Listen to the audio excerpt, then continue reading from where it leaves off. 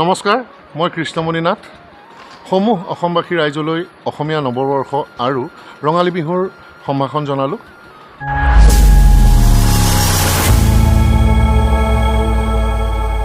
Welcome back to my YouTube channel. तो guys Rongali बिहुर सकलोके आपलोকক शुभेच्छा ज्ञापन करिलो प्रथमे और आज गरमे गरमे एटा नतुन भिडिओ आपलोकले आगबঢ়াই आनिছো। तो गाइज इटा आमी आसो बर्तमान नाट्य मंदिर नगाँव। या देखिसे नाट्य मंदिर नगाँव आसो। यात एजन खूब विशेष व्यक्तिक आज लग पाब गई आसो, जार गान सरुते शुनि आहिसिलो। সেই ব্যক্তিজনক আজি ফাইনেলি লগ পাম। আপোনালোকে স্কিপ নকৰাকৈ শেষলৈকে কিন্তু চাব। তো বলক গাইজ ভিতৰলৈ যাওঁ। এয়া হৈছে নাট্য মন্দিৰ। ইয়াৰ ভিতৰতে ৰিহাৰ্চেলখিনি চলি আছে। বলকচোন গাইজ। গাইজ আপোনালোকে দেখিছে এয়া সকলো ঠিক ঠাক হৈ আছে। তো আজি শেষৰ দিনটো হয় আৰু নাট্য মন্দিৰত আমি আছোঁ। এয়া চাওক সকলো গীটাৰ চিটাৰ যি আছে সকলোবিলাক ইয়াতে ঠিক হৈ আছে। তো এতিয়া তেখেতসকলে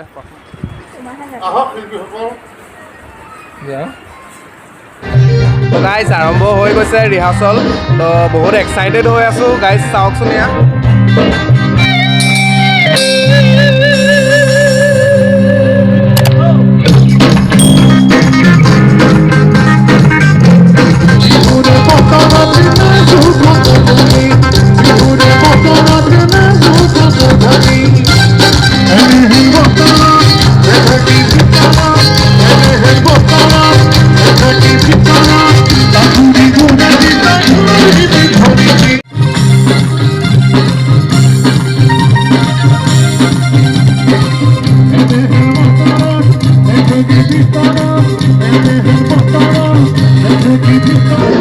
গাইজ একদম জোৰদাৰ প্ৰেক্টিছ হৈ আছে।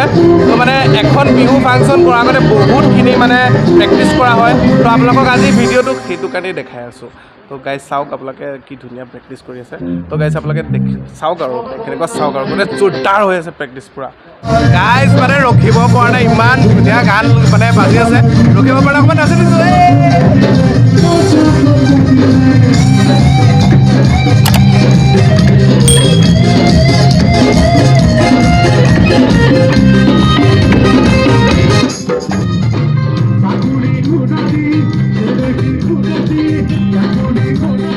তো গাইজ আমাৰ মাজত বৰ্তমান উপস্থিত আছে সংগীতা শইকীয়া।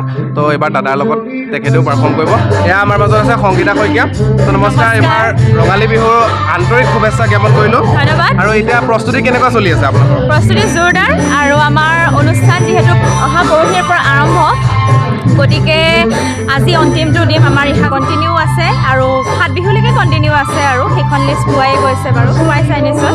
সেয়াই আৰু বাকী সকলোৱে আশীৰ্বাদ কৰিব যাতে বহাগৰ দিনখিনি সুকলমে পাৰ হয়, সুস্বাস্থ্যৰ মাজেদি আমি অনুষ্ঠানবোৰ কৰি যাব পাৰোঁ আৰু কোনো ধৰণৰ বিধি পথালি নোহোৱাকৈ সুন্দৰকৈ পাৰ কৰিব পাৰোঁ। তো আপোনাক এটা কুৱেশ্যন কৰিব বিচাৰিছোঁ যে দুবছৰটোতো কোনো মানে কৰোণাৰ কাৰণেতো বিহু চিহু নহ'লে, এতিয়া দুবছৰৰ মূৰত আপোনালোকক কেনেকুৱা লাগিছে? মানে যোৱা দুবছৰো আমি প্ৰেক্টিছ কৰিলোঁ, ৰেডি হ'লোঁ, কিন্তু 4খন মঞ্চহে কৰিবলৈ পালোঁ আৰু কৰিবলৈ নাপালোঁ। গতিকে উৎসাহটো প্ৰত্যেক বছৰে সেই সময়টোত সেই উৎসাহটো বেলেগ এটাই হয়, কিন্তু দুবছৰ ধৰি পেলাই আমি সেইটো পোৱা নাইকিয়া। কিন্তু এইবাৰ বহুত আশাবাদী আৰু একো যাতে নহওক, সুন্দৰকৈ সকলো অনুষ্ঠান হৈ যাওক, 7 বিহুৱে নহওক তাৰ পিছলৈও হৈ যাওক, সেইটো আশা কৰি আছোঁ আৰু। তো এয়া আছিলে আমাৰ মাজত সংগীতা শইকীয়া আৰু তেখেতক মানে তেখেতৰ নাম্বাৰটো ডেছক্ৰিপশ্যনত মই দি থৈছোঁ। তো আপোনালোকৰ ওচৰৰ যদি কিবা এনেকুৱা ফাংচন চাংচন পাতিছে তো তেখেতৰ লগত মানে যোগাযোগ কৰিব পাৰিব। তেখেতে মানে পাৰ্চনেলিও তেনেকৈ প্ৰগ্ৰেম কৰিব আৰু আমাৰ দাদাৰ লগতো তেখেতে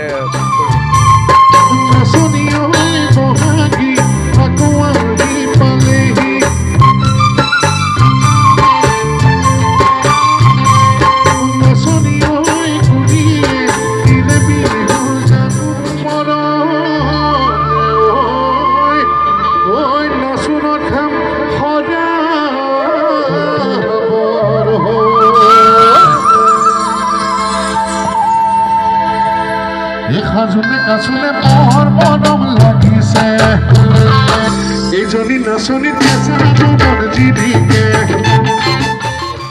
তো গাইজ আমাৰ মাজত ফাইনেলি উপস্থিত আছে কৃষ্ণমনি নাথ, যাক চাই আমি যাৰ গান শুনি আমি বহুত ডাঙৰ দীঘল হৈছিলোঁ।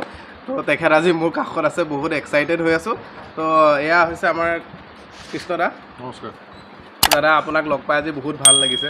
মোৰ দেউতাই ইনফেক্ট আপোনাৰ বহুত ডাঙৰ ফেন হয় মানে আপোনাৰ গান বহুত শুনি থাকে তো বহুত ভাল লাগিছে আজি আপোনাক লগ পাই তো ৰঙালী বিহুৰ আন্তৰিক শুভেচ্ছা আপোনাক জ্ঞাপন কৰিলোঁ ধন্যবাদ তোমালৈও থাকিল আৰু এই সুযোগতে মই তোমাৰ যিমান ভিউৱাৰ্ছ আছে সকলোলৈ মই মোৰ অন্তৰৰ পৰা ৰঙালী বিহুৰ শুভেচ্ছা জনাইছোঁ তো দাদা এতিয়া ধৰক ৰঙালী বিহু ছিজন আহি আছে তো আপোনালোকৰ প্ৰস্তুতি কেনেকুৱা আমিতো প্ৰস্তুতি বুলি ক'বলৈ গ'লে আমিতো ৰাইজৰ মাজলৈ গান গাবলৈ যাম বিহু মঞ্চবোৰত তাৰ কাৰণে আমাৰ ৰিহাৰ্চেল চলি আছে আৰু অসমৰ বিভিন্ন ঠাইৰ পৰা আমাৰ লগত যোগাযোগ কৰিছে ইতিমধ্যে আৰু আমাৰ প্ৰথম সপ্তাহত আমাৰ প্ৰায় কণ্টিনিউ প্ৰগ্ৰেমেই আছে তাৰপিছতো যোগাযোগ চলি আছে আমাৰ বহাগৰ শেষলৈকে আমাৰ অনুষ্ঠান ইতিমধ্যে যোগাযোগ কৰিছে আৰু এটা কথা ক'ব বিচাৰিছোঁ যদি আপোনালোকৰ ঘৰৰ ওচৰৰ কোনোবা যদি মানে প্ৰগ্ৰেমত তেখেতসকলক মাতিব বিচাৰিছে তো তেখেতসকলৰ নাম্বাৰ বা তেনেকুৱা কিবা কণ্টেক্ট মই ডেছক্ৰিপশ্যনত দি দিম তো আপোনালোকে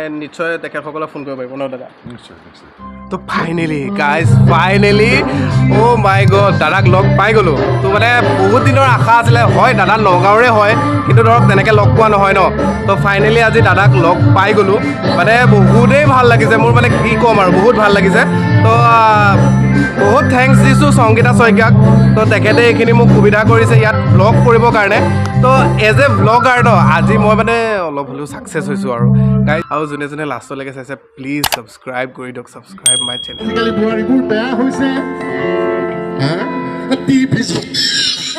ল'ৰা ছোৱালীবোৰ বেয়া হৈছে কিছুমান বোৱাৰী বেয়া হৈছে টিভি চিৰিয়েল চাই মইনা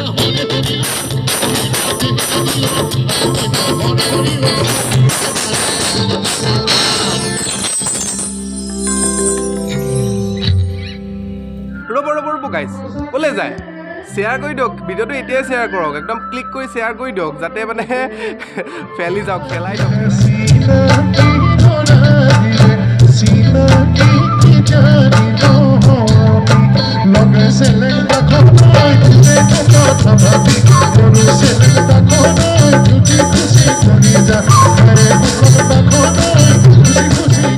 ইয়াতে সমাপ্ত কৰিছোঁ তো আপোনালোকে চাই ভাল পাইছে যদি লাইক শ্বেয়াৰ আৰু ছাবস্ক্ৰাইব কৰিবলৈ নাপাহৰিব মোৰ channel travel and food TV India তো আজি এটা বেলেগ ভিডিঅ' দিবলৈ ট্ৰাই কৰিলোঁ অলপ বেলেগ ধৰণৰ তাৰ সাংস্কৃতিক ট্ৰাই কৰিলোঁ তো গাইজ ভিডিঅ'টো শ্বেয়াৰ কৰি দিয়ক আৰু যোনসকলে ভাল পাইছে ভিডিঅ'টো ছাবস্ক্ৰাইবো কৰি দিয়ক হয়নে নহয় হয় হয় তো গাইজ বাই বাই তো আকৌ এনেকুৱা এটা নতুন ভিডিঅ'ত আপোনালোকক আকৌ লগ পাই আছোঁ আজি অলপ বেলেগ ধৰণৰ ট্ৰাই কৰিলোঁ যদি এনেকুৱা ধৰণৰ যদি ভিডিঅ' আৰু বিচাৰিছে তেন্তে কমেণ্ট ছেকশ্যনত জনাব এনেকুৱা ধৰণৰ ভিডিঅ' লাগে বুলি তো গাইজ এতিয়া বাই বাই তো সেনেকুৱা এটা ভিডিঅ'ত আকৌ লগ পাই আছোঁ ধামাকা ভিডিঅ'ত তো বাই বাই গাইজ সকলোকে